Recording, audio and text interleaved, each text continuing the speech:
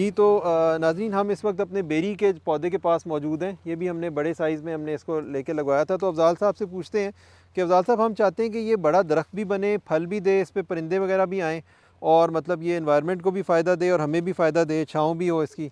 तो हम इसको किस तरीके से फिर इसको अब लेके चलें तो आगे? सर इसमें दो चीज़ें आती हैं कि अगर इसको बड़ा दरख्त बनाएंगे तो जी, फल कम देगा। फल कम देगा। ठीक है जी। अगर हमें फल भी अच्छा चाहिए जी, जी। और परिंदों के लिए बैठने की जगह भी चाहिए और ये पौधा भी चाहिए, तो ये सर फरवरी के आखिर में इसके बेर पक के तैयार हो जाएंगे। फरवरी के एंड तक इसके बेर हाँ पक जाते हाँ हैं। जी, जी, बिल्कुल तैयार हो जाएंगे। फरवरी से लेके फरवरी का पूरा महीना, आधा महीना फरवरी का और मार्च का पूरा महीना जी, जी। ये स्पेयर होगी। जैसा ही मई का पहला हफ्ता आएगा, आप इसको यहाँ से 1 फुट छोड़ के या तो काट दें। जी, जी। अगर काट देंगे तो ठीक सर ये कोई 20 दिन के बाद दोबारा यहाँ से ये फोट लेगी। जी, जी। फोट जब लेगी तो फिर इसमें आपने 4 शाखें सेलेक्ट करनी है। जी, जी। वो जब शाखें सेलेक्ट करेंगे तो इस मौसम में आके यानी दिसंबर में फिर ये बेरी इस कद पे पहुंच जाएगी। इस कद पे पहुँचेगी। फिर इसका फ़ायदा ये होगा कि इसमें जो फल लगेगा वो फल मोटा होगा और सेहतमंद होगा। अच्छा, अच्छा। लेकिन अगर आप इसको ऐसे बढ़ने देते हैं तो ये बढ़ तो जाएगी, जी, जी। लेकिन इसमें फल की जो क्वांटिटी और क्वालिटी है हाँ जी। वो ख़राब हो जाएगी। अच्छा, अच्छा, अच्छा। तो ये अब आप पे मुनसर है कि आप इसको इतना ही हर साल में इतना ही पौधा बने तो फिर आपको फल अप्रैल के बड़ा मिल आखिर में या अच्छा, ये मई के हम हर फर्स्ट में। साल इसको अप्रैल में काटते हैं अगर हमने हाँ बेरी जी, मोटी लेनी हो, हाँ जी, ऑर्चर्ड के अंदर? जी बिल्कुल। अच्छा, अच्छा, ठीक हाँ, है। ये क्योंकि सर पहले तो लोग बड़े बड़े पौधे बनाते थे, हाँ जी, हाँ जी। वो अब कंसेप्ट ख़त्म हो गया है। ठीक है, ठीक है। यहाँ से आप काटेंगे जी, जी। मई के पहले हफ्ते में, जी, जी। काट के यहाँ से फिर नए स्प्राउट आएंगे। जी, लेकिन उस हमारे पास दूसरी जो ऑप्शन है, अगर हम इसको ही बरकरार रखते हैं तो इसमें फल आप कह रहे हैं छोटा रहेगा, आएगा, लेकिन हाँ, मिकदार कम हो जाएगी थोड़ी। मकदार कम हो तो जाएगी। उसमें हम थोड़ी-सी प्रूनिंग करके उसको बेहतर नहीं कर सकते? नहीं सर, प्रूनिंग भी करेंगे, जी, जी। प्रूनिंग भी करेंगे। फिर प्रूनिंग जब यहाँ से आप अगर चाहते हैं कि हाँ। यहाँ से करें, हाँ जी। फिर इस तरह की टहनियाँ आएंगी जी, जी, छोटी जी। छोटी, जी, जी, जी, जी। जिन पे फिर भी फल जो है कम ही होगा। कम होगा। लेकिन हम चाह रहे हैं कि हमारे पास परिंदे भी आएँ, इसमें घोंसले भी बनाएँ, हमारा एक दरख्त जो है परमानेंट यहाँ पे बन जाए। फिर बेरी सर, चलें हम छोटी खा लेंगे। हाँ फिर सर इसका ये कर लें कि जैसे ये टहनी है, हाँ जी। इसको रस्सी से बांध के नीचे की तरफ ले आएँ, ठीक है, इसको भी इस तरफ ले आएँ। ठीक है। ठीक है जी, जिस तरह जी। के अंगूर को किया जाता है। जी, जी, जी, जी, जी, जी। फिर आप उसकी प्रूनिंग करेंगे, फिर दरख्तों पौधों परिंदों के लिए भी काफ़ी जगह हो जाएगी हाँ जी, और हाँ जी। फल भी काफ़ी मकदार में काफ़ी मिल मकदार में जाएगा। मिल जाए। चलिए, इस कॉन्सेप्ट को फिर हम आपके साथ हाँ स्टेप जी। बाय स्टेप इम्प्लीमेंट कर लेंगे। अच्छा जी, अफ़ज़ाल साहब, अमरूद अक्सर कहा जाता है कि सर्दी का फल लेना चाहिए, गर्मी का फल ख़राब हो जाता है और गर्मी का, या आप बताएं दोनों सीज़न में हम इससे फल नहीं हासिल कर सकते नहीं अमरूद से? नहीं सर, ये अमरूद जो है मुख्तलिफ पौधों के साथ साथ ये भी एक ऐसा पौधा है कि आप अपनी मर्ज़ी से इसका फल ले सकते हैं। ठीक है। चाहे तो आप सर्दी का ले लें, जी, जी। जो दिसंबर जनवरी में जाके तैयार होगा, जी, जी। या दूसरा फल है जो मौसम गर्मा का है, जुलाई अगस्त में जाके तैयार होगा। ठीक है। ये आपकी अपनी ख्वाहिश पे है। जी, जी। उसको थोड़ा ट्रीट करना पड़ता है। आप तो ये एक साल में 2 फल भी ले सकते हैं, जी, जी। और या चाहें तो गर्मी का लाग ले लें या ठीक है। सर्दी का ले लें, ठीक है। मुमकिन है। लेकिन सर्दी का फल जो होता है वो सारे मिठास के लिहाज से, शक्ल के लिहाज से, खूबसूरती के लिहाज से वो सबसे बेहतर होता है बेहतर उससे। है। ठीक है, जैसे अभी हमारे कुछ फल इस पे आना भी शुरू हो गए हाँ जी, माशाल्लाह। क्योंकि गर्मियों में सर इसमें फ्रूट फ्लाई को रोकना बहुत मुश्किल बहुत है। मुश्किल हो वो जाता है। अंदर जाके इसमें अपने हाँ एग्स जी, दे के तो उसको ख़राब कर हाँ देती वो है। तो एग्स दे के चली जाएगी, हाँ, तो और अंदर से पता नहीं लार्वा उसको चलेगा खाता रहता है। हाँ कि इसमें एग्स हैं। जब ये फल पकने पे जाएगा, जी, जी। फल भी पक जाएगा, अंदर उसका जो है वो अंडे, वो लार्वा बन जाएंगे, सूंडियाँ बन जाएंगे, तो फल ख़राब हो जाएगा। ठीक है, ठीक है, ठीक है। तो ठीक है, तो इसमें सर्दी का फल हमारे लिए बेहतर सर्दी का रहेगा। फल जो है मिठास भी ज़्यादा होगा, तो जायका या इसकी जो खूबसूरती है वो ज़्यादा होती ज़्यादा है। होती है। ठीक है, जी। ठीक है। अच्छा, इसमें अफ़ज़ाल साहब आपने बताया था कि ये जो है सिट्रस के अंदर एक बीमारी आती है जिसको हम फंगस की वजह से आती है।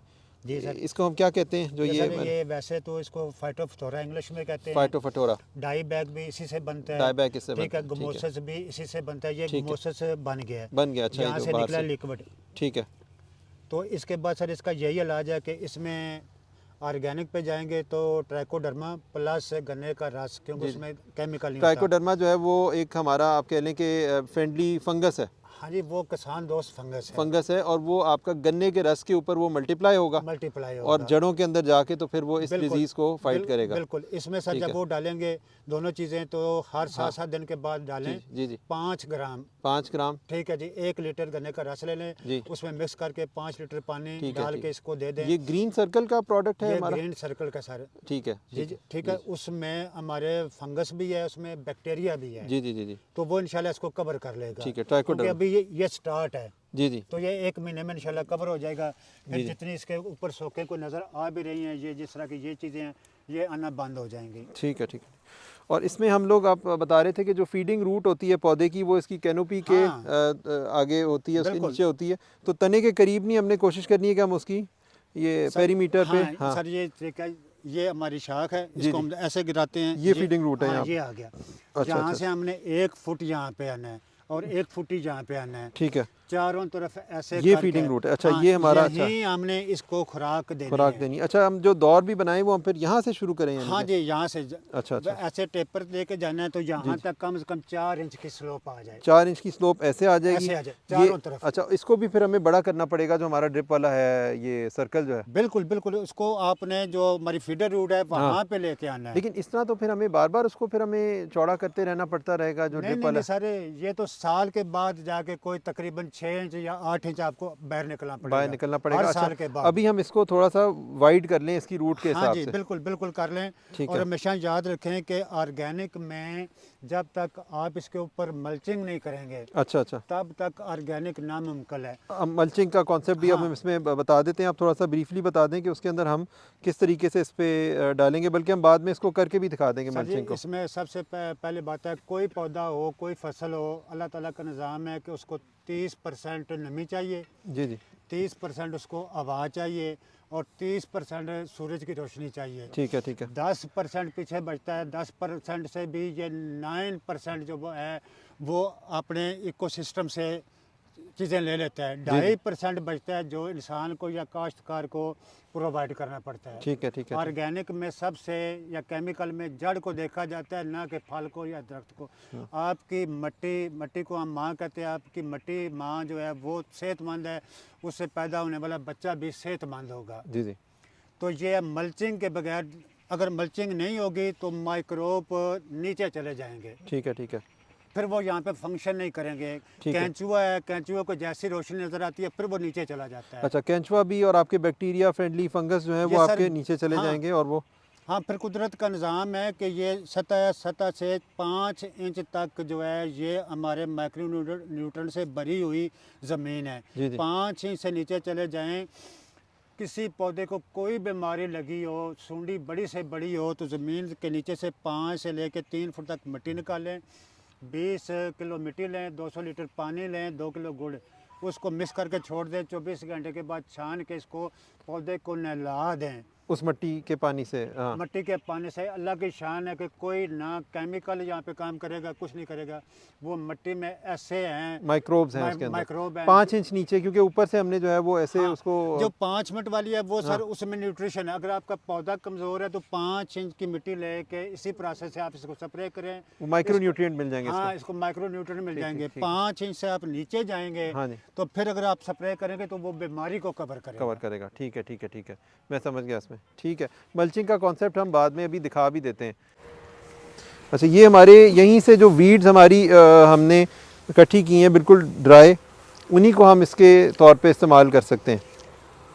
अच्छा सर, दूसरा ये है कि मल्चिंग करने से पहले, जी जी मल्चिंग हमारा आखिरी मरला है। जी जी मल्चिंग से पहले हमने जो भी इसको ऑर्गेनिक खाद देनी है या जी जी देना है, वो हमने इस जोन में चारों तरफ ये देते वो ऑर्गेनिक मैटर लाजम इसलिए है कि जो इसमें माइक्रोब पैदा होंगे वो उनकी खुराक होगी। ठीक है। ठीक है। और ये मल्चिंग जो है जी जी ये पहले माइक्रोब की प्रोडक्शन करेगी, जी जी ये नीचे फिर डीकम्पोज होगा, जी जी वही माइक्रोब इसको डीकम्पोज करेंगे, जी जी ये शेल्टर भी देगी और साथ साथ खाद भी बनती जाएगी। ठीक है। ठीक है, शेल्टर और खाद दोनों का काम करेगी। दोनों का काम करेगा। और ये आपके माइक्रोब के लिए एक एनवायरनमेंट नीचे बन जाएगा, जो उसका हैबिटेट जी। और सूटेबल एनवायरनमेंट बन बिल्कुल जाएगा। ऐसे ही है, बिल्कुल ऐसे ही है। ठीक, फिर जब आप इसको बिछा देंगे, जी जी फिर इसमें देखने वाली चीज़ है कि कुछ दिनों के बाद ये बारिश होती है और ये बैठ जाती है, चिपक जाती है। जी जी जी जी जब ये चिपक जाए तो फिर ये नुकसानदेह है, क्योंकि इसके अंदर हवा क्रॉस नहीं होती। ठीक है, ठीक तो है। फिर आप किसी भी स्टिक को लेके ऐसे करें, इसको ऐसे ऐसे करें। अच्छा, ये आपका इसमें एयर सर्कुलेशन हाँ, जरूरी है? एयर जाना लाजमी है। अच्छा अच्छा, ठीक है, ठीक, इसीलिए बिल्कुल खुश्क हम डालते हैं बिल्कुल इसमें। खुश्क है, बिल्कुल। ठीक, और ये हमने तने के साथ तक लगा देना ऐसे करके पूरे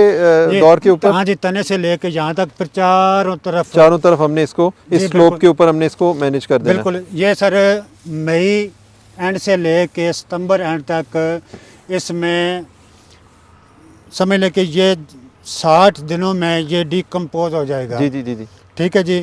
लेकिन जब जैसे ही सर्दियों का मौसम शुरू होगा तो फिर माइक्रोब जो है वो नीचे चले जाते हैं ठंड की वजह से। जी जी। फिर इसका प्रोसेस स्लो हो जाता है। ठीक है, ठीक है। लेकिन जैसे ही माइक्रोब को पता चलेगा कि हमें खाने के लिए कुछ नहीं मिल रहा तो फिर वो ऊपर आएंगे, क्योंकि यहाँ पे स्मेल होती है हुमस की, उसकी स्मेल पे आते हैं। अच्छा, तो फिर वो अपना खुराक लेके फिर वो चले जाते हैं डॉर्मेंसी में। ठीक है, ठीक है। लेकिन 12 यानी 24 घंटे सर्दियों में ये काम नहीं करते।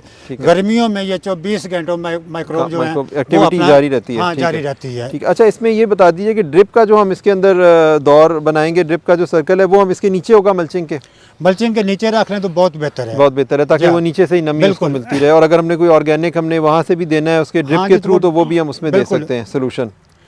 तो बाकी इसको थोड़ा सा ये अगर हम लगा के दिखाइए, आप जो बाकी लाएं, ये सही है ड्राई, इतना ये काफ़ी है ड्राई? हाँ जी सर, ये ऐसे है कि इसको आप ज़रा लगाएं सफदर। ये देखें कि नहीं, मैं लगाता हूँ सर, कोई मसला नहीं। ये देखें। जी जी।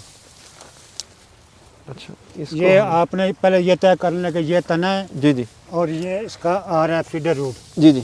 ये आपने इसको यहाँ पे ऐसे ऐसे करके फैला देना। ये कितनी इंच के हिसाब से है या बस हमने इसको नहीं सर, ये 4 इंच से ऊपर आप ना दें। 4 इंच से ऊपर ना दें, इसकी जो थिकनेस है। हाँ, थिकनेस है। हाँ जी। फिर ये जैसे जैसे डिकम्पोज होती जाएगी। जी जी। ठीक है जी। तो फिर आप वक्फे से इसके ऊपर डालते रहेंगे। 12 महीने आपने इसको कवर ही रखना है। 12 महीने कवर रहेगी। और जब डिकम्पोज होगी हम ऊपर से और लगा देंगे। ऊपर ये डिकम्पोज होती जाएगी, आप ऊपर डालते जाएंगे, ह्यूमस बनता जाएगा। बिल्कुल। ठीक है। तो ये इंशाल्लाह जब ऐसा होगा, कोई इसमें केमिकल नहीं डलेगा, तो 6 महीने के बाद अल्लाह के फजल करम से जो कैंचुए हैं, जिसको हम वर्मी का अर्थवर्म वो इसके अंदर खुद ही ऊपर आ जाएंगे। ये अल्लाह का निज़ाम है। अगर यहाँ पे जहर भी डाल दें ना, तो ये जो माइक्रोब्स हैं या कैचुआ है, ये डॉर्मेंसी में चला जाएगा, नीचे चला जाएगा, मरेगा नहीं है अपना। अच्छा, ठीक। हाँ, जब इसका ह्यूमस बनेगा, मिट्टी में शामिल होगा, उसको स्मेल आएगी। जब स्मेल आएगी तो वो ऑटोमेटिकली ऊपर आ जाएगा। ठीक है, वो अपना काम शुरू कर देगा और वर्मी कंपोस्ट भी बनाएगा और सारा कुछ। उसके बाद सर ये कैंचुए की ये सिफ्त है कि वो रुकता नहीं है, चलता रहता है, जाएगा इस रास्ते से ज़मीन में। जी जी। फिर यहाँ से ऊपर आएगा। ठीक है, वो अपनी पोरस उसको करता हाँ जी, ये ओल बनेगा, उसी में पानी जाएगा, उसी में ऑक्सीजन जाएगी, हवा जाएगी। और जो वो अपना वेस्ट करेगा, उसमें अल्लाह की शान है कि 2 चीज़ें होती हैं। बज़ैर तो वो मिट्टी की रोड़ी नज़र आती है जी। हाँ, लेकिन उसमें पहली चीज़ उसमें माइकोराजा होता है जी। और दूसरा होता है ह्यूमस। वो फ़ौरन पौधे की जड़ें उसको अपटेक कर लेती हैं। ठीक है, ठीक है। उसका ये फ़ायदा है। ठीक है। तो जिस ज़मीन में आपको कैंचुआ नज़र आ गया या उसका वेस्ट नज़र आ गया, समझ लो कि वो आपकी पूरी मिट्टी जो है वो फुली ऑर्गेनिक है, टॉक्सिन से पाक है। और यही आखिरी हमारी अचीवमेंट है। जी जी। क्योंकि जब यहाँ पे टॉक्सिन ज़मीन में नहीं होगा, पौधे में नहीं जाएगा, पौधे से फल में नहीं जाएगा, खाने वाला भी सेहतमंद रहेगा और उसका टेस्ट भी इम्प्रूव हो जाएगा। ये एफर्ट है सिर्फ। ठीक है, ये मल्चिंग का कॉन्सेप्ट था जो आपने अभी हमें इस वीडियो में, तो थैंक यू, आपने बड़ा अच्छे तरीके से हमें इसमें मल्चिंग का अफजाल साहब ने जो कॉन्सेप्ट बताया वो हमने यहाँ पे इसको एक्सप्लोर किया कि किस तरीके से इसको हम मैनेज कर सकते हैं।